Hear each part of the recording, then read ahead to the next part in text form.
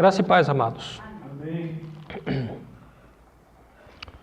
Nós vamos convidar os irmãos para que abra a Bíblia no livro de Marcos, no capítulo 16, o versículo 15.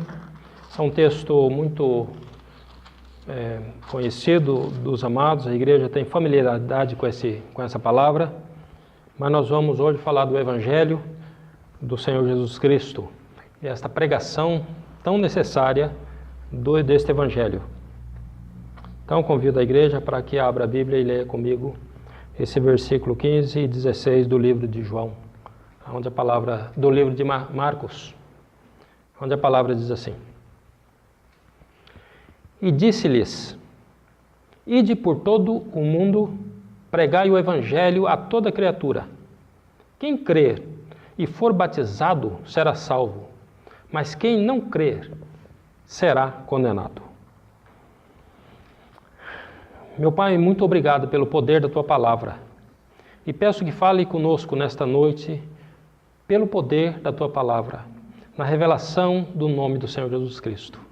Em nome do Senhor Jesus Cristo. Amém.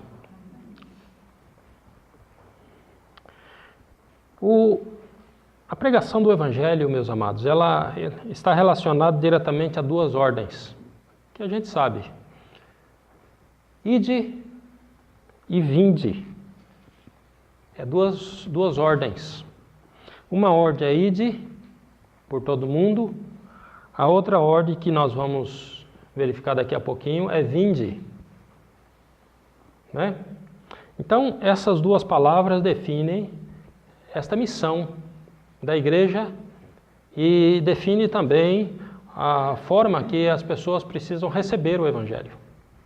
Os que já conhecem precisam ir pregar esta palavra, precisam anunciar esta palavra, e os que ouvem esta palavra precisam voluntariamente ter um coração propenso a esta questão de vir ao Senhor Jesus Cristo, de receber o Senhor Jesus Cristo.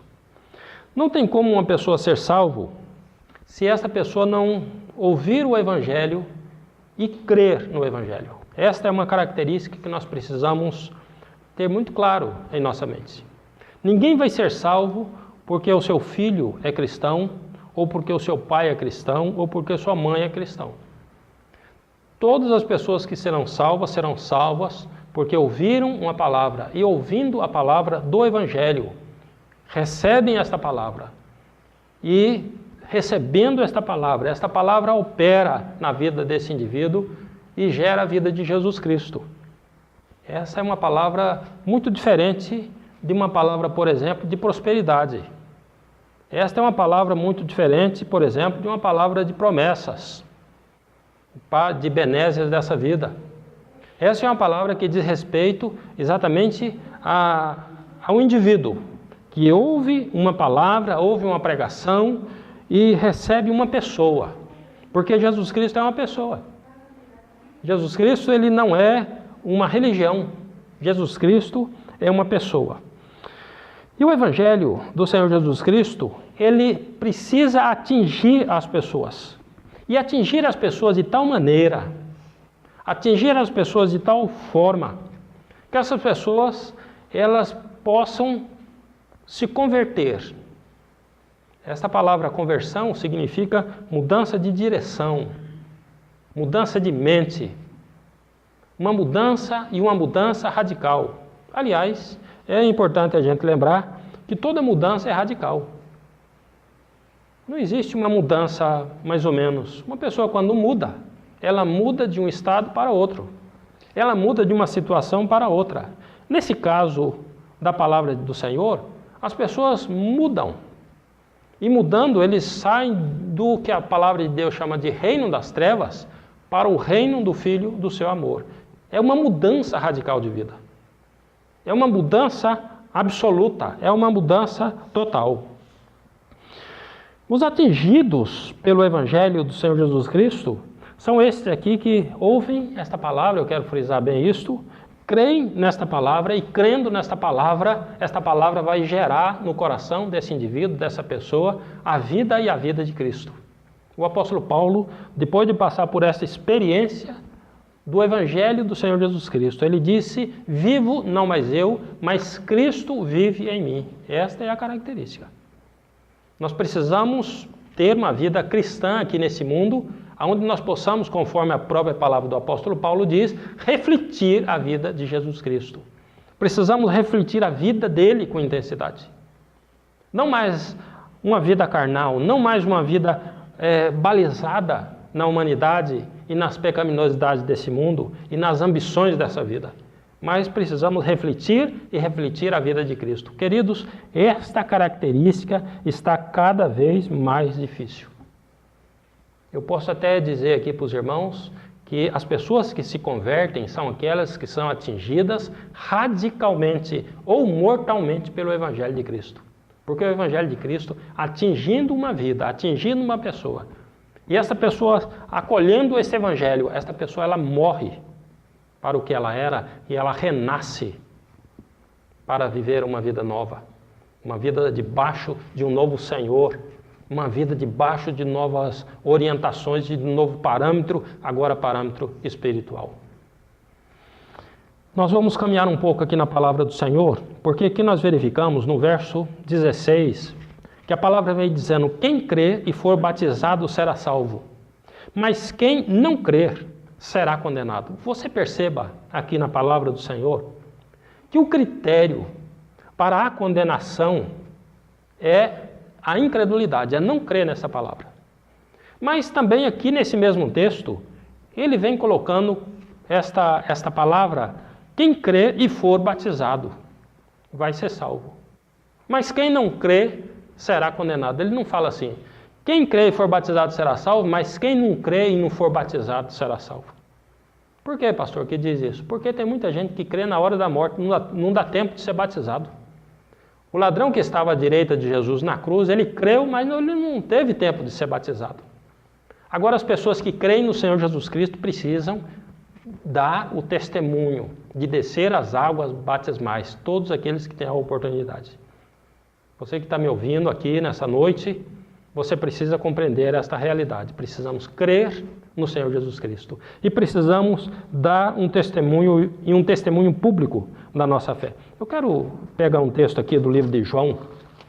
João no capítulo 3, o versículo de número 17 até o verso 20, a palavra vem dizendo o seguinte. Porque Deus enviou o seu Filho ao mundo, não para que condenasse o mundo, mas para que o mundo fosse salvo por ele. Quem crê nele não é condenado, mas quem não crê já está condenado, porquanto não crê no nome do unigênito Filho de Deus. Você verificou aqui nessa palavra do Senhor, mais uma vez, muito claramente, esta necessidade do indivíduo ouvir a palavra e crer na palavra. E eu fico observando aqui que essa fé ela é muito específica. Ela é dirigida para uma pessoa. Quem crê nele não é condenado. Mas quem não crê já está condenado, porque não crê no nome do unigênito Filho de Deus. Não crê no Senhor Jesus Cristo. Você pode dizer, eu creio na minha religião, eu creio em fulano, eu creio em cicrano, eu creio na entidade Beltrano. Isso, nada disso vai salvar. Isso pode até causar um bom comportamento na vida, isso pode até, de repente, tirar de algumas situações, isso pode até trazer de alguma forma algum tipo de prosperidade. Mas quando se trata de salvação da nossa alma, só Jesus Cristo pode dar. Não existe um outro nome dado entre os homens capaz de salvar. E eu vou ousar dizer aos amados, não existe outro nome capaz de salvar nem no céu e nem na terra, a não ser o nome do Senhor Jesus Cristo. É só Ele. Mas e se crê em Deus? Deus deu Jesus Cristo como intermediador, intercessor. Eu preciso crer em Jesus para chegar ao Pai. Ninguém vem ao Pai se não for por mim, ele diz. Ninguém tem possibilidade de chegar a Deus se não for por intermédio da pessoa de Jesus Cristo. Eu sei que existem muitas formas de fé, muitos cultos, muita maneira das pessoas dirigir a sua fé no nosso tempo, E por muitos propósitos. As pessoas dizem, eu creio para receber isso, eu creio para receber aquilo. Tudo bem, não tem problema. Você pode crer em qualquer coisa, até num pedaço de madeira. Se você está crendo para receber isso ou aquilo outro. Mas se você crê para ser salvo, você precisa dirigir a sua fé para a pessoa do Senhor Jesus Cristo. O verso 20, ele diz, porque todo aquele que faz o mal aborrece a luz e não vem para a luz, para que as suas obras não sejam reprovadas. Essa palavra aqui desse final de texto, o Senhor Jesus Cristo, ele vem tratando desse aspecto. As pessoas estão tão conformadas com a maldade desse mundo, com a iniquidade desse mundo, com a transgressão desse mundo, estão tão acostumadas, tão habituadas, que as pessoas não querem vir para o Senhor Jesus Cristo, para que o que ele chama aqui, as suas obras, não sejam manifestas. Porque tem pessoa que diz, eu não sou pecador, eu não tenho pecado. Eu não cometo pecado, eu não cometo transgressão, eu fui bem criado, eu estudei, eu me informei, eu nunca matei, eu nunca roubei, eu nunca adulterei, eu nunca fiz isso, eu nunca fiz aquilo.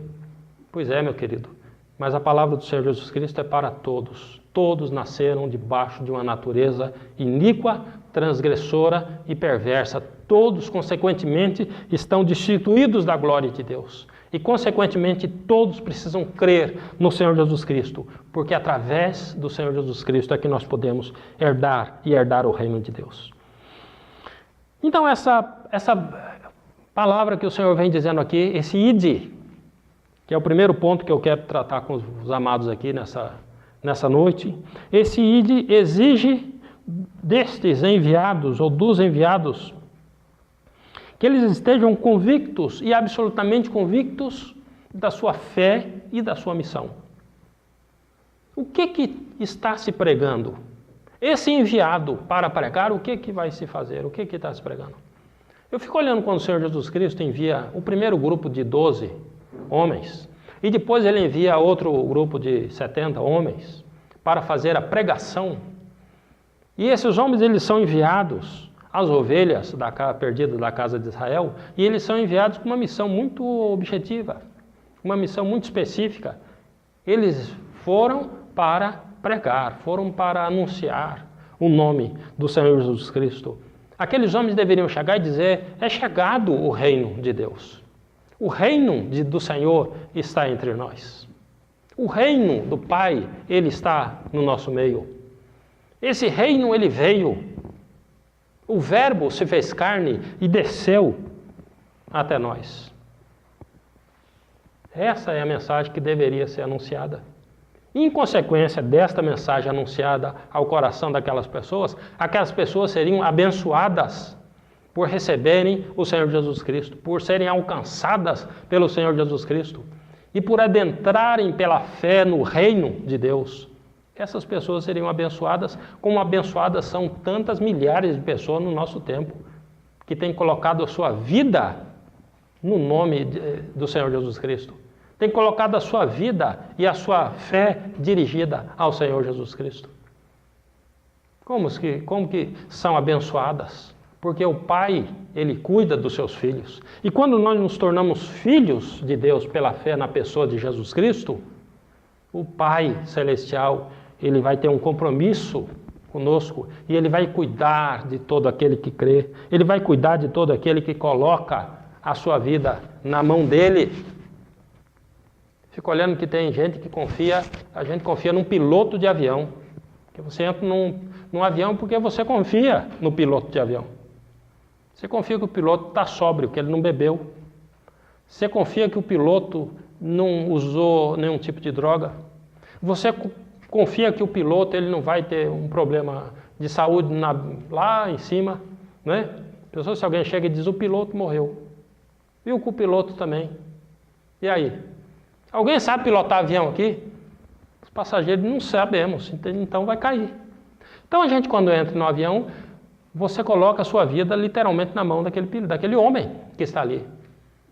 E as pessoas têm a capacidade de colocar a sua vida na mão de um homem, por essa situação ou outra, mas a gente não coloca a nossa vida na mão do Senhor. Muito poucas pessoas confiam no Senhor. Porque está estabelecido na palavra. Busca primeiro o reino de Deus. E o reino de Deus está estabelecido na pessoa de Jesus Cristo. Busca primeiro o reino e as demais coisas serão acrescentadas. Está escrito na palavra.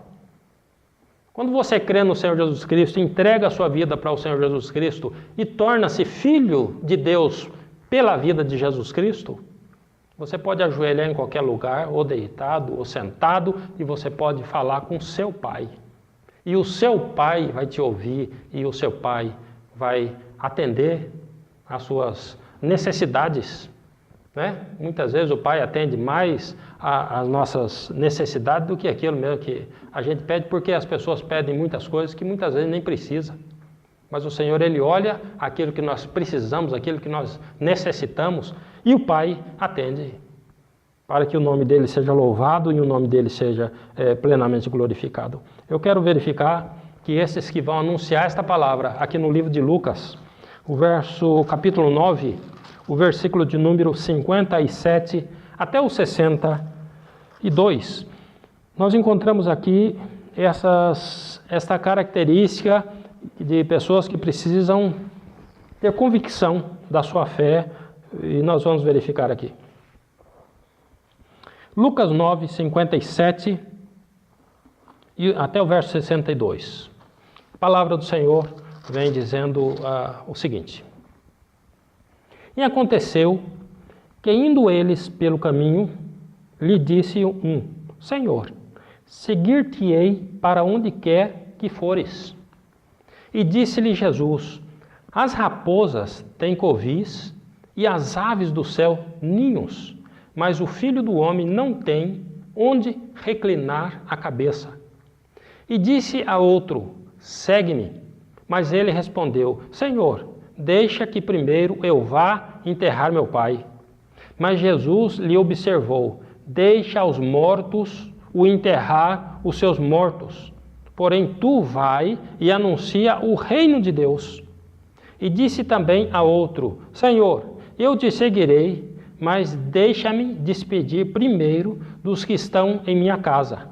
E Jesus lhe disse: Ninguém que lança a mão do arado e olha para trás é apto para o reino de Deus.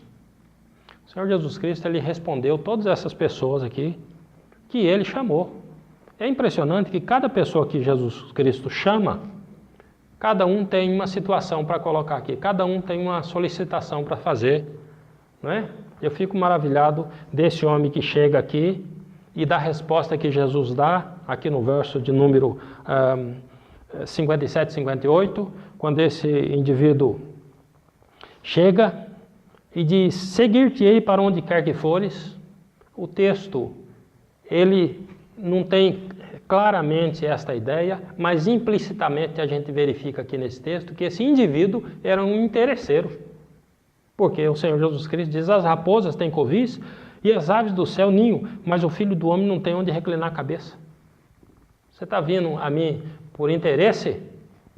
Você fique tranquilo que daqui não é esse o meu propósito, não é esse o meu objetivo. Eu não estou aqui para fazer vocês enriquecerem. Eu estou aqui para estabelecer um reino. E vocês precisam participar desse reino. Né? O Senhor Jesus Cristo diz a outro: né, Segue-me. E ele diz: Deixa que primeiro eu vá enterrar meu pai. Ele diz: Deixa primeiro. Não é que o pai dele estava morto na casa, em cima de uma mesa. Ele diz: Deixa que eu vá primeiro. Vou esperar meu pai falecer. Depois que meu pai falecer, que é uma obrigação, algo muito honroso para um filho sepultar o pai, deixa eu ir sepultar o meu pai, depois eu vou vir e vou te seguir. O Senhor Jesus Cristo diz: Deixa os mortos sepultar aos mortos. Que palavra é essa, meus irmãos? Porque o Senhor Jesus Cristo, Ele aponta aqui para essa ideia de que todos que estão no mundo sem Cristo, sem terem a fé na pessoa dele, estão mortas, e mortas no pecado, conforme o livro de Efésios, no capítulo 2, logo de entrada, ele vem ali estabelecendo esta ideia de indivíduos que estão mortos no pecado. Os cristãos estão mortos para o pecado. É dois tipos de morte que está estabelecida aqui. Mas esse indivíduo aqui, ele diz, deixa eu primeiro ir lá sepultar ou enterrar meu pai e o Senhor Jesus Cristo, dá essa resposta, né? Deixa aos mortos sepultarem aos mortos. E aí, disse-lhe também a outros, Senhor, eu te seguirei, mas deixa-me despedir primeiro dos que estão em minha casa. E Jesus lhe disse, ninguém que lança mão do arado e olha para trás é apto para o meu reino. Que palavra! Aqui ele aponta para esse indivíduo que pseudamente já assumiu a sua missão, já creu no Senhor Jesus Cristo, mas ele tem outra responsabilidade, outro compromisso, ele tem alguma coisa que ele precisa ir lá fazer, ele tem uns amigos que ele precisa dar satisfação, e o Senhor Jesus Cristo diz, olha, você, meu querido, que lançou mão no arado, e você olha para trás, você entorta o risco da sua fé. O arado é aquele boi que vai na frente, o indivíduo vai com aquele negócio de madeira, com a lâmina, e o boi vai andando e ele vai segurando aqui firme. Se ele olha para lá, ele entorta o risco. Ele diz, aquele que lança a mão no arado, ele precisa ter foco. Essa é a questão. Precisa ter propósito, precisa ter dedicação, precisa saber o que está fazendo, é um trabalho de responsabilidade, é uma decisão muito importante, talvez não a mais importante da sua vida. Então você precisa ter comprometimento com o Senhor Jesus Cristo. Você que lançou a mão no arado precisa ter esse comprometimento. Então os indivíduos que vão anunciar a palavra, vão anunciar o Evangelho do Senhor Jesus Cristo, tem que ter esta característica. Tem que saber o que estão fazendo. Precisam saber que estão anunciando uma pessoa, não um estado de comodidade para essa vida, não uma solução paliativa que nós podemos ter aqui nessa vida, mas precisam saber que aqueles que estão anunciando Jesus Cristo, estão anunciando uma pessoa que pode salvar o indivíduo do inferno e da perdição eterna. Esse texto aqui, meus queridos, nós vamos ler esta palavra que está aqui nas Escrituras, no livro de 1 Coríntios, no capítulo 2, quando o apóstolo Paulo, ele vem tratando aqui com esses indivíduos. 1 Coríntios, no capítulo 2, versículos de número 1 e 2, quando Paulo foi lá com aquela igreja e ele vem fazendo aqui esse tratado aqui. E eu, irmãos, quando fui ter convosco, anunciando-vos o testemunho de Deus, não fui com sublimidade de palavras ou de sabedoria, porque nada me propus saber entre vós, senão a Jesus Cristo e este crucificado. Jesus Cristo era o único assunto da pregação de Paulo. O único. E é impressionante que é um Jesus Cristo que estava envolvido com a cruz. Era Jesus Cristo crucificado. O apóstolo Paulo ele não chegava para anunciar para as pessoas um Jesus Cristo de outra forma. Ele anunciava um Jesus Cristo crucificado, ou seja, aquele Jesus Cristo que foi crucificado, que morreu na cruz pelo seu pecado, pela sua iniquidade, pela sua transgressão, foi sepultado e ressuscitou. Ele diz, eu nada propus saber entre vocês ou falar para vocês, sem ser Jesus Cristo e este crucificado. Ele está dizendo, eu não fui a vocês com balela. Eu fui anunciando o testemunho de Deus. O que você acha que é o testemunho de Deus? Paulo ele dizia, eu fui ter convosco anunciando o testemunho de Deus. Qual é o testemunho de Deus? Se Deus aparecesse na sua frente, o que Deus testemunharia? O que Deus falaria? Isso aqui é um testemunho, o testemunho de Deus. E ele está dizendo aqui, olha, eu fui anunciando o testemunho de Deus. Será que o testemunho de Deus para as pessoas é dizer assim, olha, Jesus Cristo veio para você ficar rico? Jesus Cristo veio para você ficar dessa forma? Ou o testemunho de Deus seria, vamos aqui dizer que o nosso Pai Celestial esteja falando, o que nosso Pai falaria? Eu enviei o meu Filho ao mundo para que todo aquele que nele crê não pereça, mas tenha a vida eterna. Esta é a palavra de Deus. Eu enviei o meu filho, e o meu filho foi enviado com um objetivo, com um propósito. E este propósito é salvar toda a alma que está perdida, que está chafurnada na iniquidade, que está caminhando a passos largos para o inferno. Pois é, Paulo ele vem para anunciar um testemunho e o testemunho de Deus. Ele diz, eu não vim com sublimidade de palavras. Eu vim para anunciar um testemunho de Deus.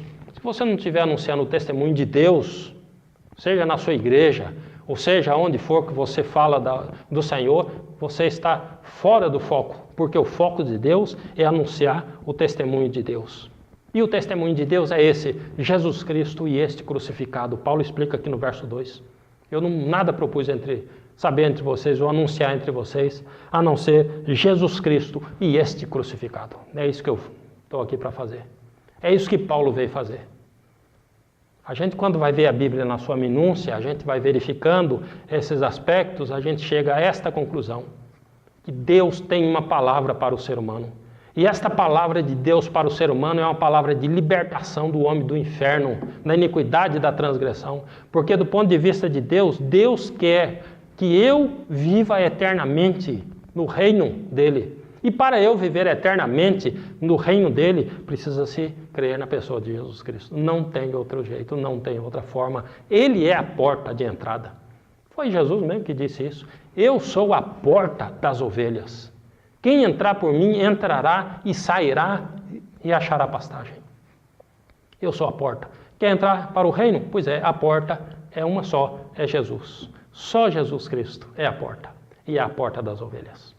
Não existe uma outra porta, não existe outro meio, não existe outra forma. Ah, mas eu não acredito assim, eu não creio assim. Pois é, mas a Bíblia, ela fala assim. A Bíblia tem essa... Eu não posso pegar a Bíblia para fazer palavras motivacionais para as pessoas. Ah, eu fui motivado, eu estou motivado. Não, a Bíblia é uma palavra verdadeira, é uma palavra real, é uma palavra objetiva. O Senhor Jesus Cristo diz, olha, você ide por todo mundo, prega a palavra de Deus, depois vocês ensinem, façam discípulos, ensinando-as a guardar todas as coisas. Eu fico olhando em ensinamento, porque ensinamento, meus queridos, é algo até maçante. Não é? Ensinamento é você sentar e o outro falar. E você dizer, olha, eu não sabia disso. Com base no que você está dizendo isso? O outro vai dizendo, na Bíblia, não está escrito aqui na palavra. Você aprendeu? Aprendeu direitinho? Ah, eu não entendi bem. Pois é, então nós vamos falar de novo. E falar de novo, e falar de novo, e falar de novo, até que as pessoas possam verdadeiramente compreender. E compreendendo, crer. E crendo, guardar no seu coração para a vida eterna. Amém, meus queridos? Eu quero ver mais uns pontos aqui com os amados e nós já estaremos orando ao Pai. Esse texto, querido, do Apocalipse 21, versículo 8... Porque para o id, não pode haver covardes no id. Esta palavra aqui, ela diz o seguinte. Apocalipse 21, verso 8 diz o seguinte, diz assim. Mas quanto aos tímidos, deixa eu ver o 7 e o 8. Quem vencer, herdará todas as coisas. E eu serei seu Deus, e ele será meu filho.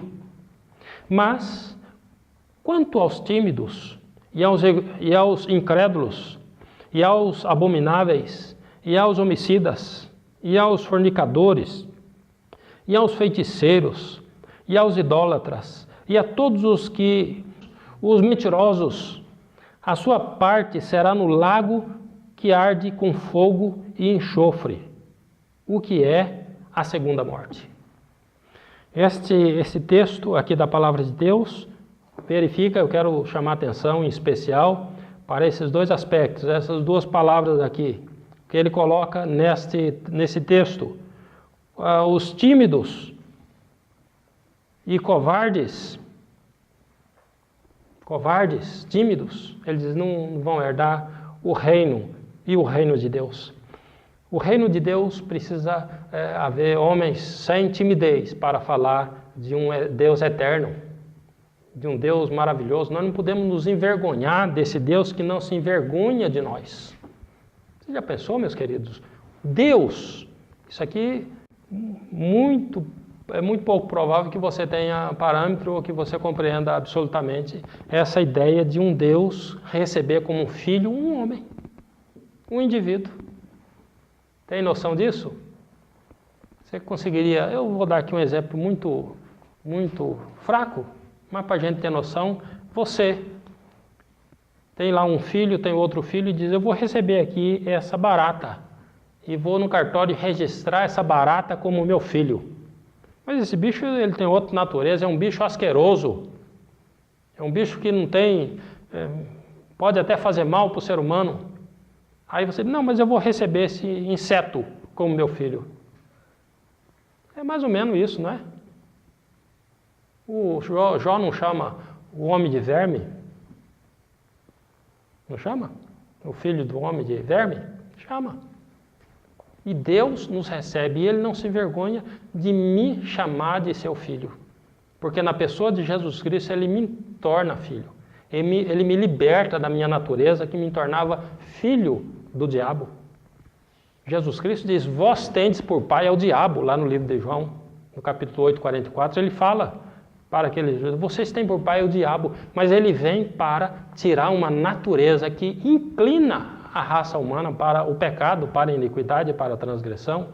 E ele coloca a natureza de Jesus Cristo e me inclina para a vida e a paz.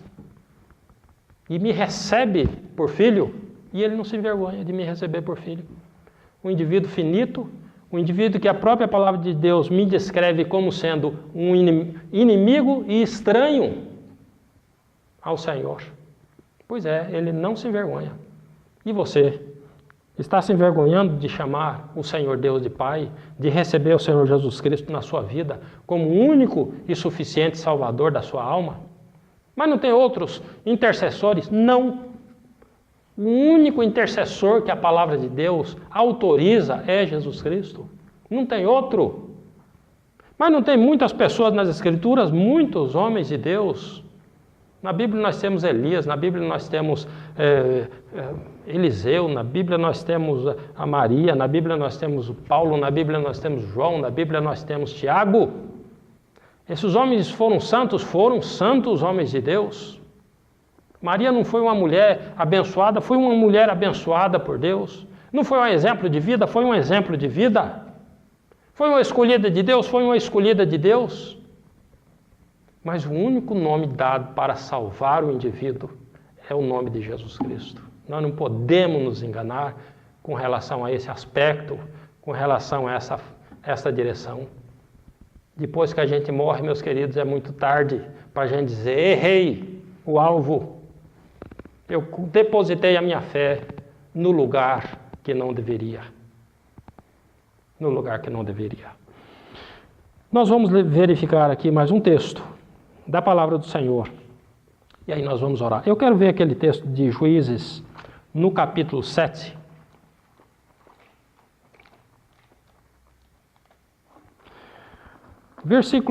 Juízes 7, versículo 2, até o verso 4.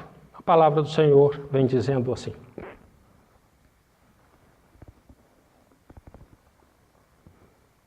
Juízes 7, 2. E disse o Senhor a Gideão, muito é o povo que está contigo, para eu dar os midianitas em sua mão, a fim de que Israel se não glorie contra mim, dizendo, a minha mão me livrou. Agora, pois, apregou aos ouvidos do povo, dizendo, quem for covarde e medroso, que volte e vá se apressadamente das montanhas de Gileade. Então voltaram do povo 22.000 e 10.000 ficaram. E disse o Senhor a Gideão, ainda muito povo há, faze-os descer as águas, e ali tos provarei. E será que aquele de que eu te disser, este irá contigo, este contigo irá, porém todo aquele de que eu te disser, esses não irá contigo, esse não irá. E fez descer o povo às águas. Então o Senhor disse a Gideão, qualquer que lamber as águas com a sua língua, como as lambe o cão, esse porás à parte, como também a todo aquele que se abaixar de joelhos a beber.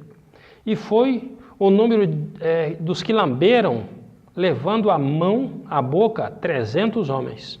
E todo o resto do povo se abaixou de joelhos a beber as águas. Depois você termina o texto na sua casa. Só quero verificar esse aspecto. 32 mil homens. Isso aqui, meus queridos, era um número muito significativo para sair para a batalha. E o Senhor olhou para Gideão e disse, eu não quero que esse povo saia para a batalha com esses 32 mil homens e vencendo os midianitas, depois diga, olha, nós vencemos pela nossa própria força, pela nossa capacidade. Então o Senhor, ele diz, apregou entre o povo, todos os medrosos e os covardes, voltem. Os que tiver com medo de levar uma espadada, os que tiver com medo de ser ferido, os medrosos e os covardes podem voltar. E a palavra de Deus diz que voltou 22 mil homens. Pensa, meus queridos, só nessa pregação aqui, quem é covarde e quem é medroso? Esse povo já foram e foi embora, esse monte de gente, ficou 10 mil. E aí nós temos aqui essa característica, esse desafio que o Senhor mandou Gideão dizer, pede para eles beber água. E Gideão ficou observando. E o Senhor disse, olha, aquele que abaixar para lamber a água como faz o cão, ou se ajoelhar para tomar água lá, ele diz, esses você coloca num lado. E aquele que pega a água e trazer na boca, ele diz, esse você coloca. E os que pegaram a água na mão e trouxeram na boca foi somente 300 homens. Mas por quê? Porque eles ficaram ali naquela posição de vigilância. Quando o indivíduo pega a água lá no rio e traz na boca, ele está olhando se os inimigos vêm, ele está em estado de vigilância. Aquele que abaixa a boca na água é uma pessoa displicente num campo de batalha. Assim também o Filho de Deus, o homem de Deus, a mulher que teme ao Senhor, não pode abaixar a cabeça no campo de batalha. Nós precisamos estar vigilantes. Esses são os escolhidos do Senhor para ir levar uma palavra e uma palavra para as pessoas que devem crer. Em um outro momento nós vamos falar sobre o vinde, porque a mensagem dessa pregação do Evangelho, conforme dizemos aqui no começo, ela trata do ide e ela trata do vinde. Hoje nós tratamos do ide, mas nós vamos tratar aqui também do vinde em nome do Senhor Jesus Cristo. Amém? Que o Senhor Deus abençoe a igreja, abençoe o seu povo, em nome de Jesus Cristo.